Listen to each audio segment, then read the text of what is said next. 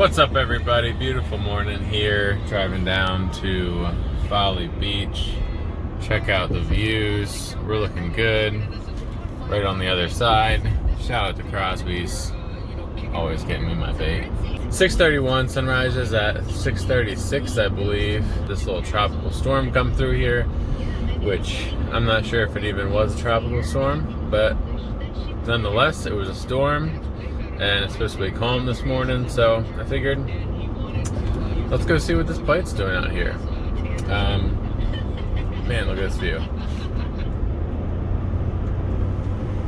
I just sold my boat, and I missed my boat.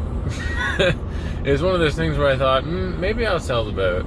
You know, we just had a baby girl, and I'm not going out quite as often as I used to, and I don't like things to just sit. So I was like, let's just go ahead and sell this guy, and we'll pick something up later on. I'm going out more often. That said, of course, a couple of days later, I really wanted to go out. Here's another view for you guys.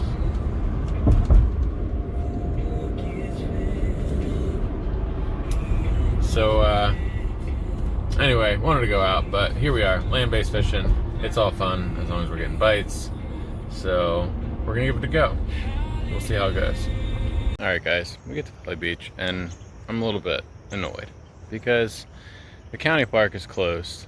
So the place I like to go to fish, I can't get to easily. Number one. Number two, doesn't open until 8 a.m.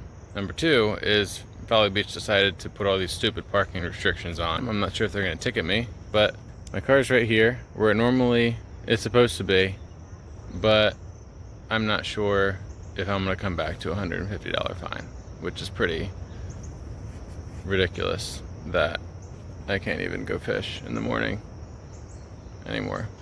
What's this world coming to?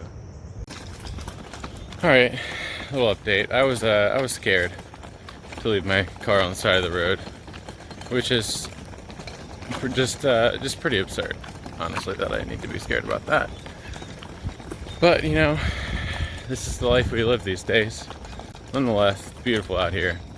We got a long walk ahead of us since we can't park at the county park. But here we go. Attitudes are changing. Things are looking up. It doesn't take much. It just takes this beautiful little sunrise, some dunes. And let me tell you something about these this day. Good gracious. It is usually super choppy out this way. No waves whatsoever. It's just not a place for waves. But after the storm, things have cleaned up. I'm not gonna lie. I'm a little bit regretting bringing the fishing poles instead of the surfboard. I mean, the waves are beautiful. I'll show you here in a bit.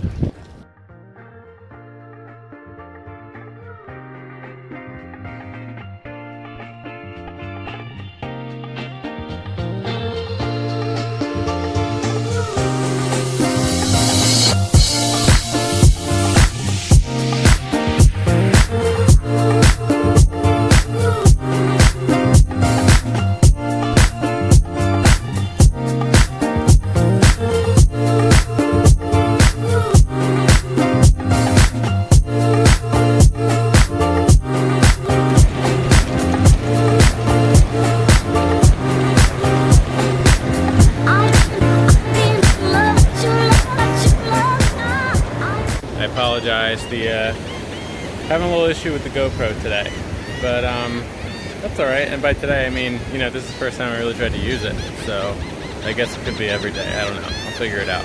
But we did get a fish in the bag, so I wanted to give you guys a little show here. I think I'll do a catch and cook with this guy later, but check this guy out. We got a nice fish. Good sized black drum right there. Good eating size. Yeah, looking forward to cooking this guy up. I think I'm gonna give it another half hour out here maybe, and then call it a day after that if we're coming up short. But got a red drum, a couple of whiting, and this guy gave me a good fight. So we'll see if we can get one more, and then we'll call it a day there. All right, guys, so we're leaving Folly Beach now. Stayed out there another probably 20 minutes, and wasn't getting any bites, so I figured let's just head on back. We gotta get to work, and we got to fillet up this fish. So I think I will do a little catch and cook action for you guys with this black drum. Super tasty. This was a perfect size drum. So I'll get that done. We'll start the video when I get home. Get that thing all filleted up, and I'll probably cook for dinner tonight, so I'll start up the video for you then.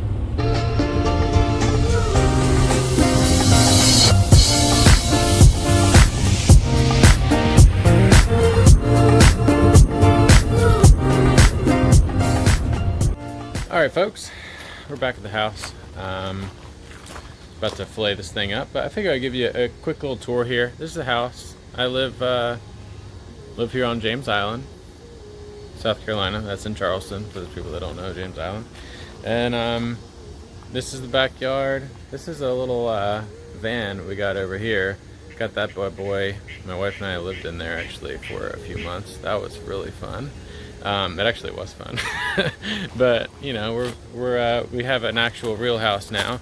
Here's the house, and then here's this was my my coronavirus project here. We got the grill set up. We got the outdoor shower. We got all this rocking and rolling. So, oh, check out this thing. Neighbor just, oh, that's tough to point. Neighbor just gave me this guy here. That's gonna be sweet for my daughter. Can't wait till she can hop in that bad boy.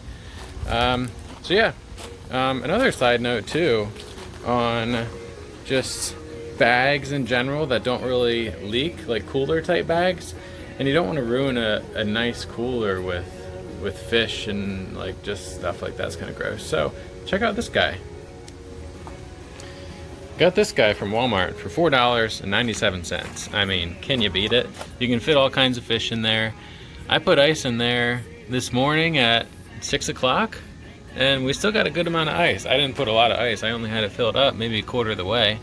So it ain't bad. Get you one of those if you need one for $4.97. We're gonna start to fillet this bad boy up right here. Here's the fish we just got here. Nice big guy. Perfect keeper size. The rule of thumb here is if you can't really see these stripes anymore, then you don't really want to eat them, because then they get too big and then they could possibly get worms in them and all that, so you don't really want to do that. Now, basically, I like to just start, make an incision straight down here, and then come through the top, down here, come through the bottom, and then fillet it off. So, let's get into it. Alright, so from here, just start your first cut right behind the head, and then trace the knife down along the spine, and then keep going, and then just keep getting a little bit deeper and deeper, and then start peeling that skin back, go all the way through, and then flip it over, and then just trace that down off the skin, and then you got your first nice fillet.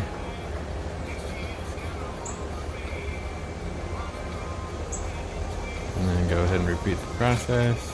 Behind the head, trace it all the way back along the spine, take it off, flip it over, and then take it off the skin again.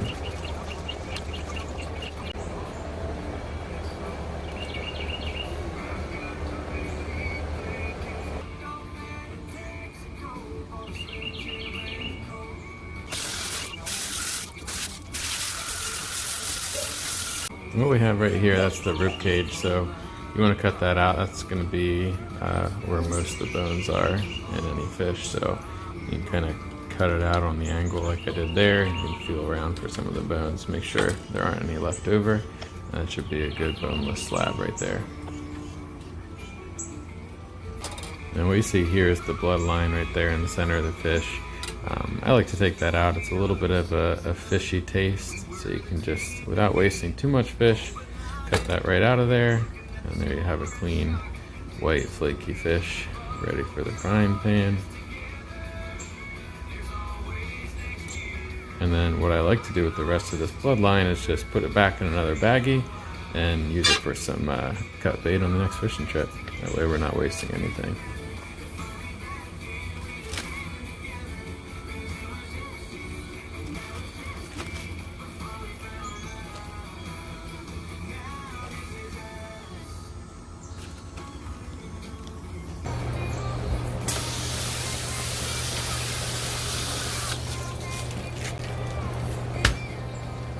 Tell you what, video editing is harder and just more time consuming than you would ever think.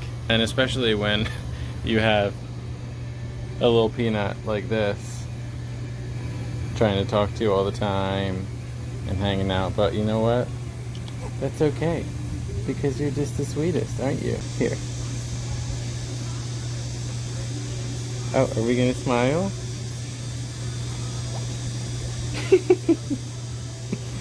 Okay, here you go. Alright, what we're gonna go for today too, I'm gonna go ahead and just cut this guy up. It's a nice fillet, but how about we do one of each? I'm gonna do one fillet and then cut some other bite-sized pieces up that we can just put in the fryer. I'm actually gonna fry it today because I haven't fried fish in I don't know how long. Usually I just do butter, salt, pepper, cast iron skillet, straight on the skillet, and be done with it. But I don't know, I wanted something different today, so we're gonna cut these up a little bit. One full fillet, and we got a bunch of little guys cut up here, little bite-sized pieces like this. Could be good. Crack this egg.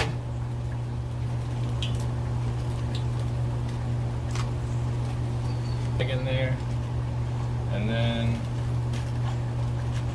we'll add all these little pieces and this big guy too. And we'll add our flour. Now, if you do get this stuff, it goes a long way. So it's super spicy too, so just a little bit to add with this flour will be perfect.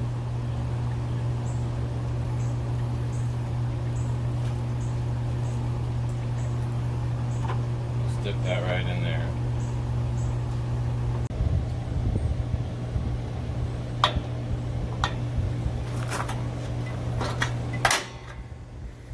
It's perfect. You got them nice and lightly coated. One way to test if your oil is ready to go and good and hot, put a tiny little droplet of water in there. That is an example of too much water. It's fine. You gotta give people an example. So we're gonna go ahead and get to adding this fish in here. We'll start with this big fillet.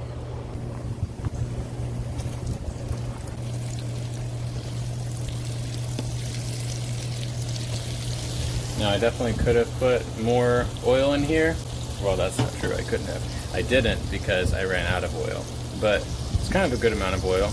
Just so it's not completely deep fried, but just enough to put it all in there and turn it around once or twice. It's also why I used the tiny pan. I think she's gonna work fine. We'll let it sit in there for a minute and flip her around.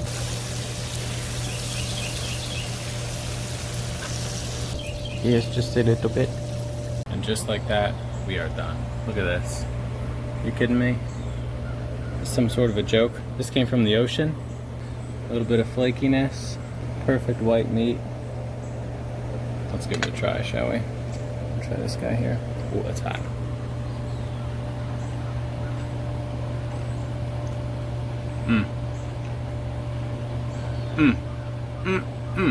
That's good. So, that's gonna about do it. Oh, fingers in the way. That'll do it for today. I'm gonna eat the rest of this. Just kill her. Thanks for watching. Appreciate it. Definitely tune in next time. This channel, I think I'm gonna focus on doing the things that I like to do. Like, I like to fish. I like to cook fish. I like to grill. So I might throw some other recipes on here, fish recipes, maybe a wing recipe or two. I don't know. And maybe some surfing videos. Maybe I do a lot of woodworking, so maybe some tutorials on woodworking. I do a lot of DIY projects. I might throw some things up there. So, you know, if you like what you saw today, thanks. Like, subscribe. I'd appreciate it. That'd be great.